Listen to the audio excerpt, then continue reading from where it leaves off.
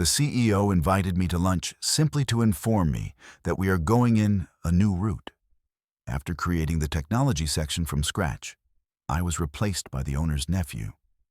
"These things happen," I said with a smile.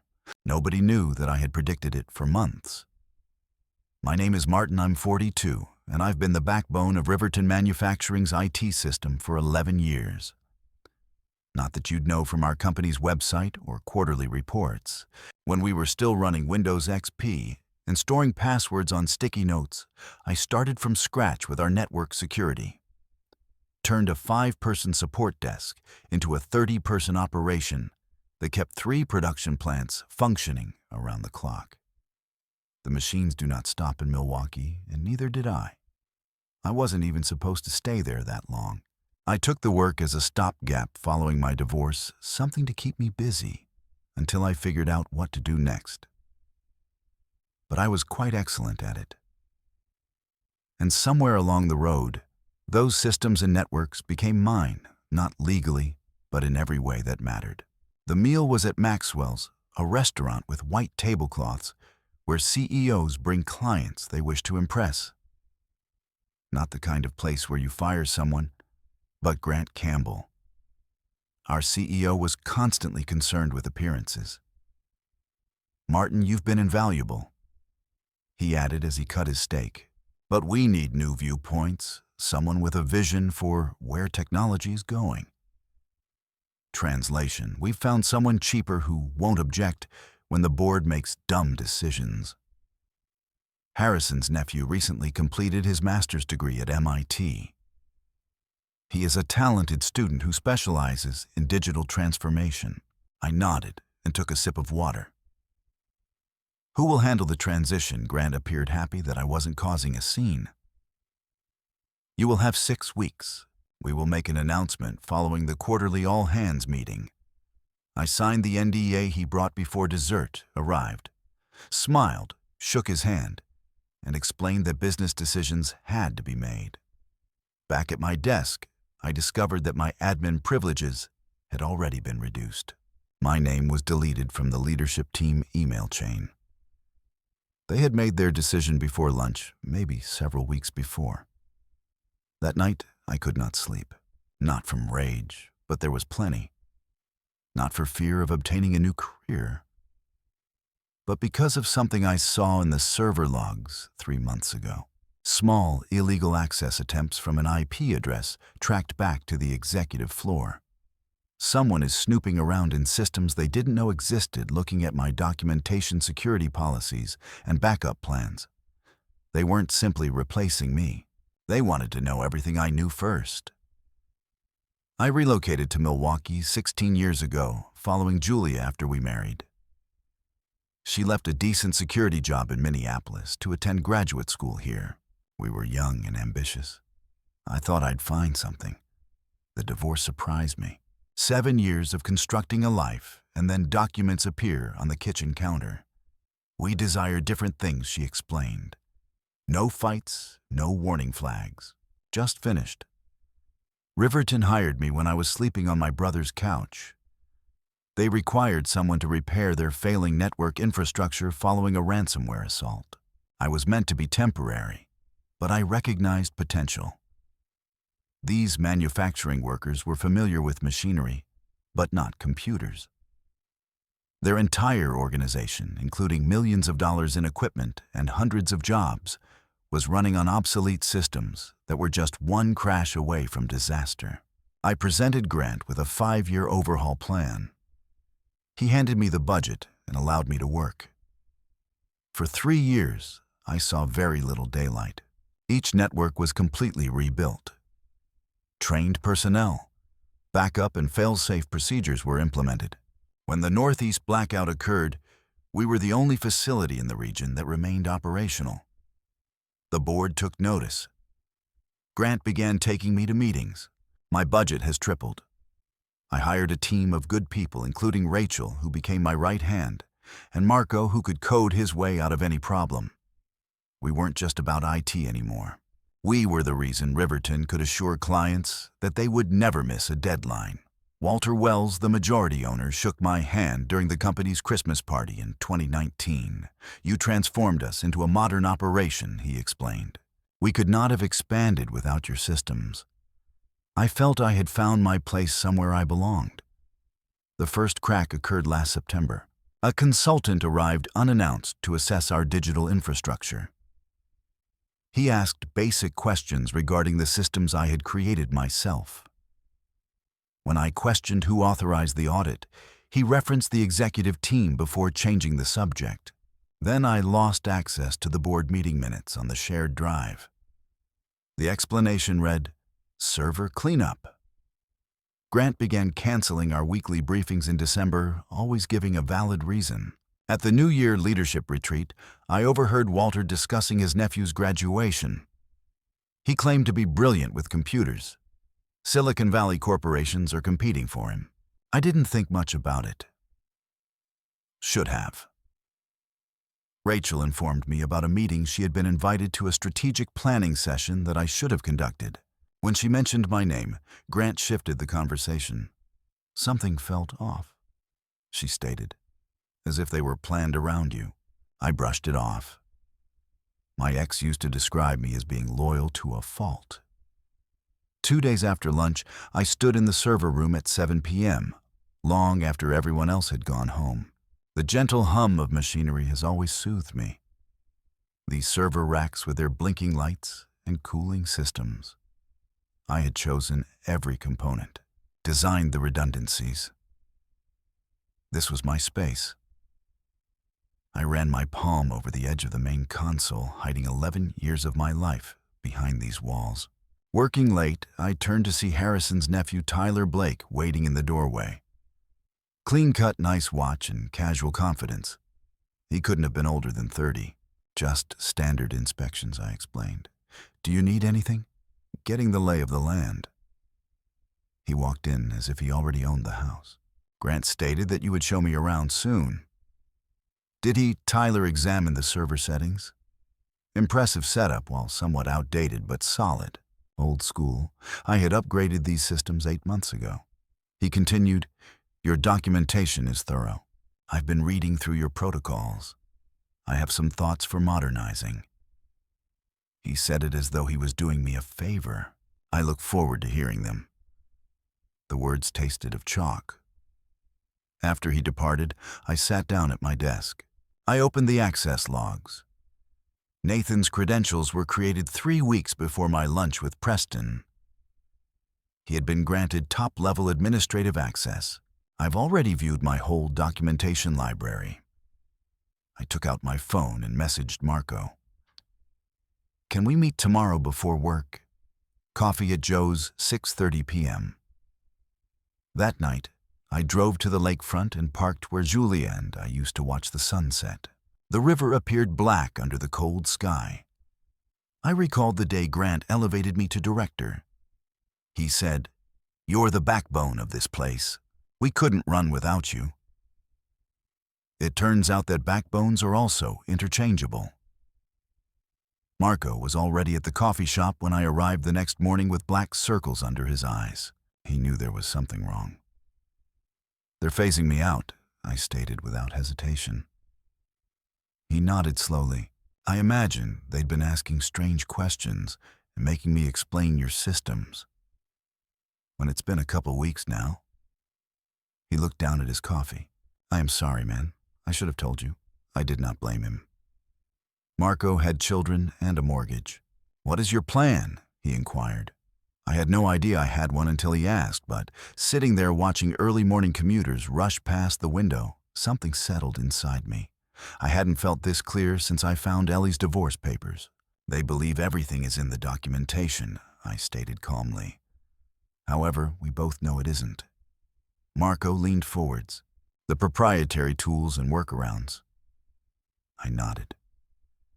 "The patches I created that do not appear in any manuals. The customized monitoring system. No one else truly understands the client interface. Martin, I won't sabotage anything," I said, "but I'm not going to give up what is mine either." Marco looked at me for a moment and then nodded. He understood. I stated I needed copies of everything I created myself, and I need to know who is still loyal. The official announcement was made during the following week's all-hands meeting. Grant stands at the stage discussing exciting transitions and new ideas. Tyler stood beside him, gently smiling at opportune occasions. Grant stated, not looking at me, that Martin has played an important role in the development of our IT system, and we appreciate his contributions as we transition to Nathan's leadership over the next 6 weeks. Murmurs spread around the room. The majority of the IT team appeared astonished. Rachel's eyes met mine from across the room, posing a silent question. I gave her the smallest nod. Following the discussion, I wanted to meet with Grant and HR. I mentioned that several of the systems Tyler would be taking over had been constructed by me outside of normal working hours using my own development framework. Linda from HR said the employment contract is straightforward as she pushed a document across the table. Anything created during your term becomes company property. Not everything, I answered. The System Sync interface was created before I joined Riverton. I licensed it to the firm while retaining ownership. It's right in the initial agreement. Grant shuffled uncomfortably. That happened 10 years ago, Martin. The company has changed. So has System Sync. Every upgrade and integration was built using my original code. I leaned forwards. I am not trying to be tough. I simply want appropriate pay for my intellectual property. Grant and Linda exchanged looks. Grant finally said, "We'll look into it. In the meanwhile, please concentrate on the transition with Nathan." I recognized the look. They were stalling. The following morning, my access to the development servers was blocked. Read the automated email regarding security protocol during changeover periods. Tyler organized a team meeting but did not invite me. When I showed up, he appeared irritated, but quickly covered it up. "Martin, I am delighted you could join us. I was just describing some changes to the network design." I leaned against the door frame. "Interesting." Which architecture specifically? He spoke confidently about the primary production floor systems. "We are going to streamline the protocols.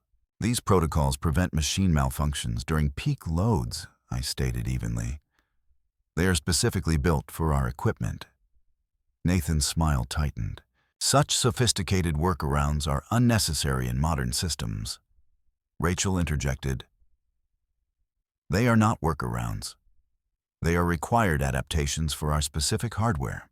Martin created them following the 2018 failure." The room went silent. Nathan's confidence slipped for a while there. "I appreciate your historical viewpoint, but we're moving forward with the streamlining." He moved to the whiteboard and effectively dismissed me. Later that day, I got an email from legal. The corporation asserted full ownership of all systems, including System Sync, claiming a provision stating that integrated technology become company property. They promised me a $5,000 technology acquisition incentive. The actual treachery happened the next day.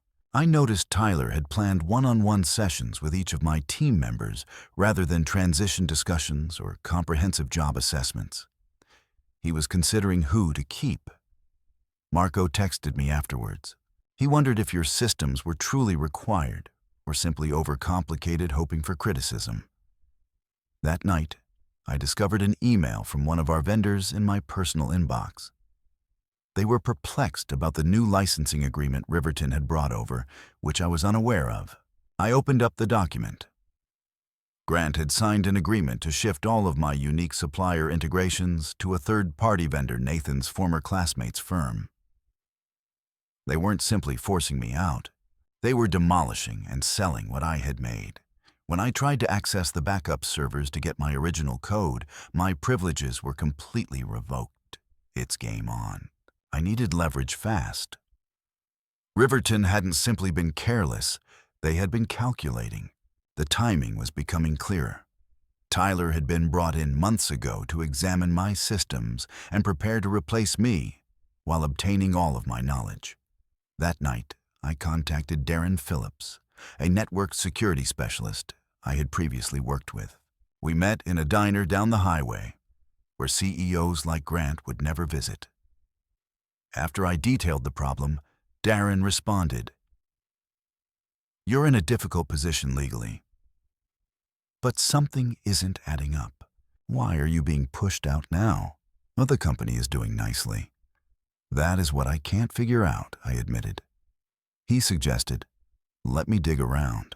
It's just information collection, nothing obtrusive." 2 days later, Darren called me at 11 p.m. "You should see this." He discovered SEC records indicating Riverton was preparing for a purchase. TechCore Industries, a Boston-based manufacturing behemoth, was in late-stage talks to buy them. The agreement was reliant on Riverton proving upgraded technical infrastructure and transitional leadership. "They're cleaning house to make the sale appear better," Darren explained. "And your systems are a key selling factor." The valuation specifically refers to the unique manufacturing management interface, my interface system synchronization. There's more, Darren added.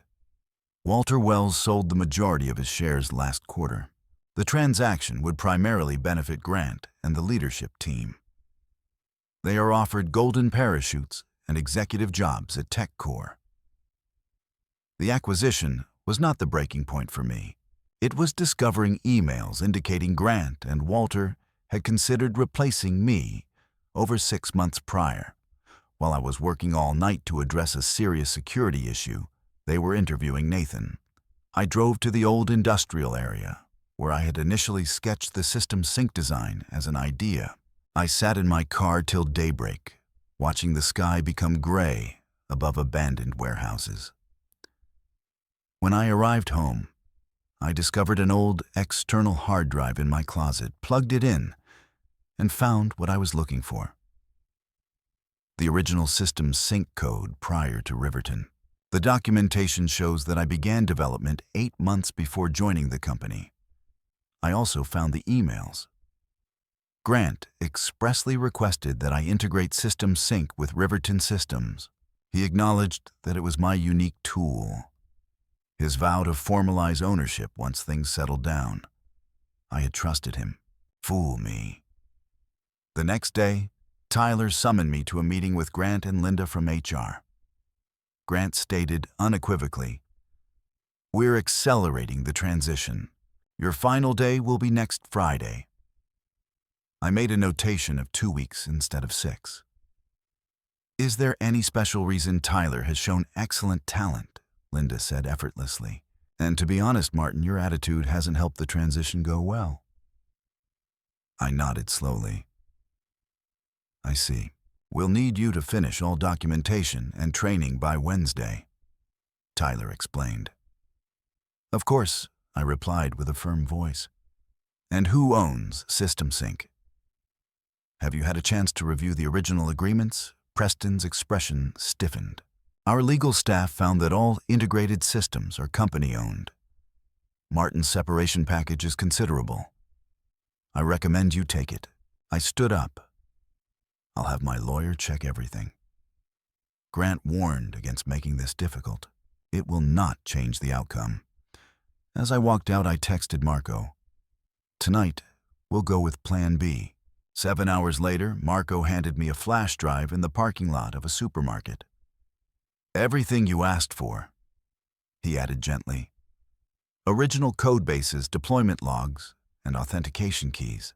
I thanked him and then asked, "Why are you helping me?" He stared me in the eyes. "Because they believe we are all replaceable." I spent my weekend methodically documenting everything. The original system sync code, the correspondence with Preston, the licensing agreements, and the dates that show I invented the basic technology before Riverton. Monday morning, I came early to find Rachel already at her desk, looking exhausted. "You heard about the accelerated timeline?" she inquired. I nodded. "How is the team handling it?" "Not well. Tyler scheduled emergency planning meetings all weekend. I tried to reverse engineer your monitoring system. She lowered her voice. It did not go well. 3 notifications from the factory floor were missed. Is anyone hurt? No, but they had to shut down line 3 for 4 hours, costing approximately $40,000 and resulting in lost productivity. I kept my expression neutral. Sorry to hear this. Martin, she paused. I believe I'm next. Tyler has been asking if my role is required. I had suspected as much. Rachel knew too much about how things actually worked. Do you trust me? I asked gently. She did not hesitate. Completely. I slid a sealed envelope over her desk. If something odd occurs this week, please open this. It explains everything. That afternoon, I met with 3 different patent attorneys and paid rush fees to file provisional patents covering essential features of System Sync. Not the entire system, but the crucial components that allowed it to function with manufacturing equipment. On Tuesday, I finished all of Nathan's transition documentation, attended his planning meeting, and politely answered questions. The ideal employee.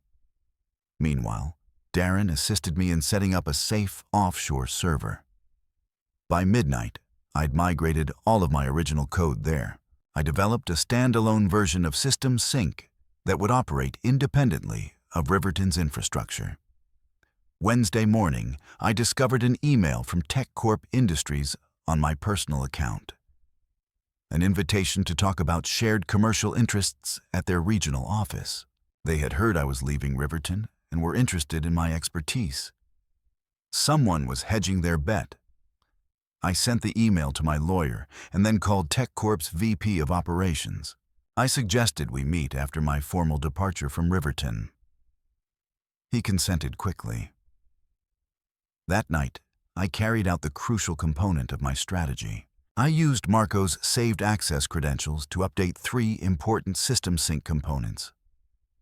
I added digital signature verification to determine whether the code had been updated by unauthorized persons.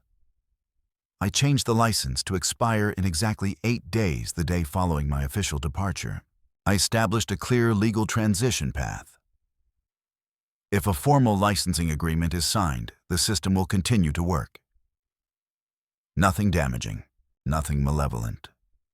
Simply safeguarding what was mine. On Thursday, Tyler called me into his office.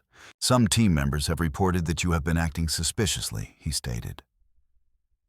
Is there anything I should know about? I replied. Just focused on wrapping everything up. He watched me suspiciously. We will change all system passwords and access credentials tomorrow following your departure. Standard procedure. Makes sense, I answered. It will not, however, alter the essential functionality of System Sync, meaning just that the system is built to function regardless of administrative changes. That is the beauty of it. I could see him trying to figure out if I was threatening something or just being informative. He selected incorrectly. He dismissed me saying, I think we're fine here. Legal will meet with you tomorrow to finalize documents. As I walked out, Grant passed me in the corridor. Just barely nodded. 11 years reduced to that. By midnight, everything was in place. I sent a final email to my secret server. Verification sequence Alpha 7 is complete. The countdown has started. Friday morning, I turned in my badge, signed the exit paperwork, and declined Nathan's planned celebratory meal, much to Preston's apparent relief. As I walked to my car, Marco called. It's finished, he said. Tyler just changed all of the administrator passwords. This afternoon, they'll do a comprehensive system evaluation. Thank you for informing me, I replied, keeping my voice neutral. What happens now? He inquired. Now we're waiting. I spent my weekend at home. I ignored calls from unknown numbers. I slept better than I had for months. Monday morning at 9:17 a.m. When the factory floor went into peak activity, every instance of System Sync throughout Riverton's 3 sites flashed the same message. License has expired. Please contact the developer to renew. By 9:20, the first production line had come to a halt. By 9:45, all 3 facilities were down. Grant called me directly at 10:30 a.m. What the hell were you doing? He was attempting to seem authoritative, but I could hear the terror. I didn't do anything and responded quietly. The software license has expired. As the developer and owner of System Sync, I'd be pleased to discuss renewal conditions. This is sabotage, he growled. I corrected him, stating that it is conventional licensing management.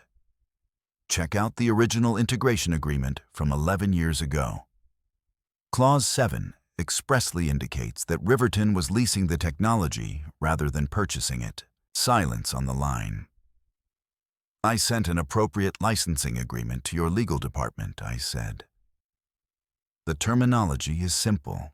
Recognition of my ownership, appropriate pay for continuous use, and a non-disclosure agreement regarding the circumstances behind my departure. That is extortion.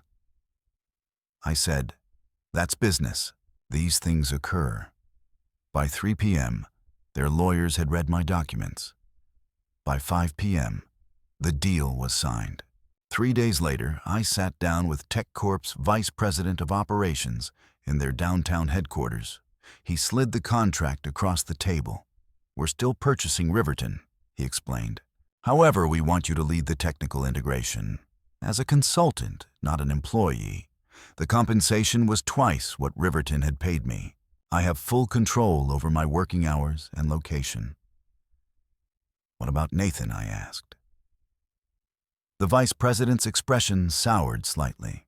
Mr. Blake will be pursuing other opportunities. I signed the contract that afternoon. 2 weeks later, Marco called to inform me that Tyler had been quietly removed from his position. The official version was that he had taken other opportunities. The real explanation was that 3 large clients had threatened to cancel their contracts following frequent system failures. Grant remained CEO during the transaction, but his job at TechCorp was primarily ceremonial. There's no actual power, there's no genuine team. Just a fancy title and an office distant from the decision-makers. I didn't feel vindicated in the way I expected. Just a peaceful assurance that I had done what was necessary.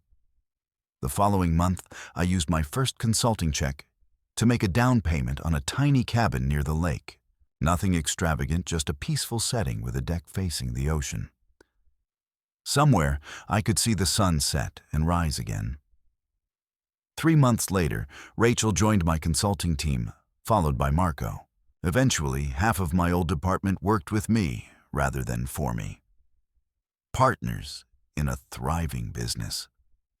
I ran into Grant at a downtown restaurant approximately a year after everything had happened. He began to turn away but suddenly paused. They came over to my table. You've won, he remarked simply. I looked at him. Really looked. The tension in his eyes and the slightly rumpled clothes. He had aged. It wasn't about winning, I said, meaning it. It was all about value. Knowing your worth. He nodded once and walked away. I sat for a long time watching the city lights come on over the river, thinking about systems. The ones we create, the ones we destroy, and the ones that eventually outlast us all.